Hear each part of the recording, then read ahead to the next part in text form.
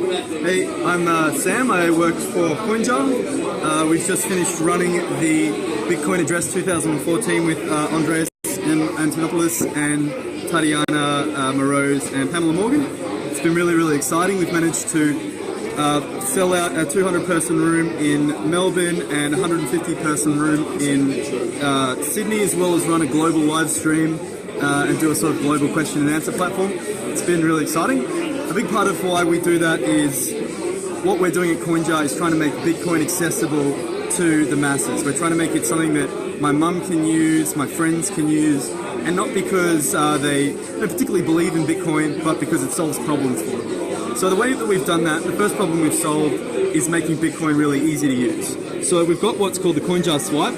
Now, this is the first of 100, and you'll notice that the logo is actually faded in color compared to that one.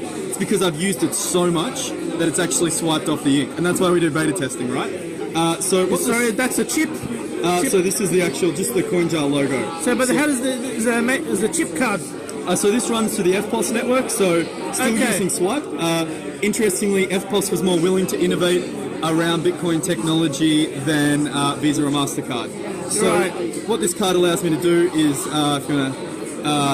spend my balance using Bitcoin. So I can have a Bitcoin balance, I can convert that balance to Australian dollars on my card, I can have it automatically top up so I can go this whole trip, my taxis, everything, all with my Bitcoin card out of my Bitcoin balance. That's really exciting because all of a sudden Bitcoin becomes a real part of my everyday life. Just to be clear, because I have readers overseas as well, at the moment this card is set up for the Australian FPOS network only. It is. So it technically will work on some foreign ATMs, but as part of what we offer is our product offering and we support, it's the Australian stuff. Officially, yeah. The goal is, the main core component of our service is the Coinjar app, which you can download on the Coinjar, on the iTunes store. So I've got my balance there, not afraid to hide it. Android? So we will be launching a new iOS app and an Android platform, as well as an entirely new web app in the next month or so. So for beta testing, you're going only for the iOS at the moment? Yeah, so we'll have the... so what that allows us to do is you can turn dollars into bitcoins, turn bitcoins into dollars, pay anyone a Bitcoin bill, and also now pay anyone an Australian dollar bill. So all of a sudden you've got in your wallet, for one of the first times ever, something that encompasses an entirely new network of digital finance, which is cryptocurrencies, as well as giving you access to the legacy payment systems and acts as a bridge between the two. So if somebody's using your service, they've loaded some bitcoins in their account, they may have some dollars. Does that support dollars in their account? So you can put dollars in there? So let's say somebody has different sorts of funds in your accounts. How is it secured? For example, when we use our net banking, there's like, for example, maybe 3 factors of authentication. Yep. How does somebody get into your system, and how does... So considering Westpac won't let me have 2FA, makes me use a 6-character password, and I have to click it with my mouse, which means that any screen logger could capture my entire banking history in a second. I think the fact that we've got enhanced multi-device, not just 2FA, we can have 3FA, 4FA, enhanced security, that's what we call it. We're actually well ahead of the curve when it comes to your mobile digital finance security, as well as your desktop digital finance security. And our platform itself is really secure. The MC who ran the night is also our pen tester.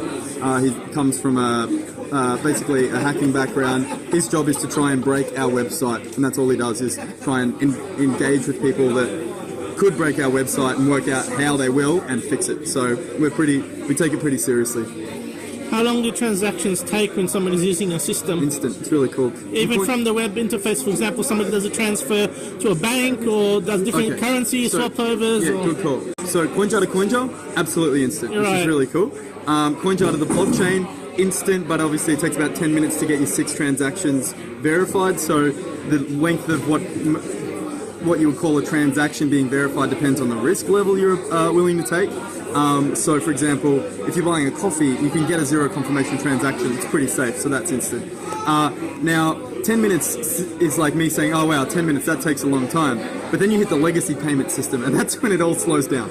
So Yes, if you because want there are different gateways between different as systems. soon as you want to access the legacy payment networks, which is your traditional banking systems, that's when you're talking, which just seems insane. Like 3 business days, things like that. Yes. Yeah. So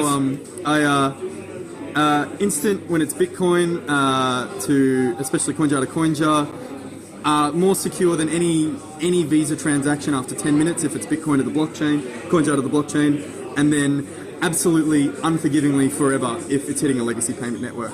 But thankfully with the Coinjar swipe, you're able to withdraw your funds instantly because we are at heart problem solvers and that's a problem we've solved. So if you do want to get early access to the Coinjar swipe, go to coinjar.com/DNA, register your email, and if you want to try Coinjar out, go to coinjar.com/invited, get signed up and verified, and you'll get $5 worth of Bitcoin for free to try it out. Well, okay.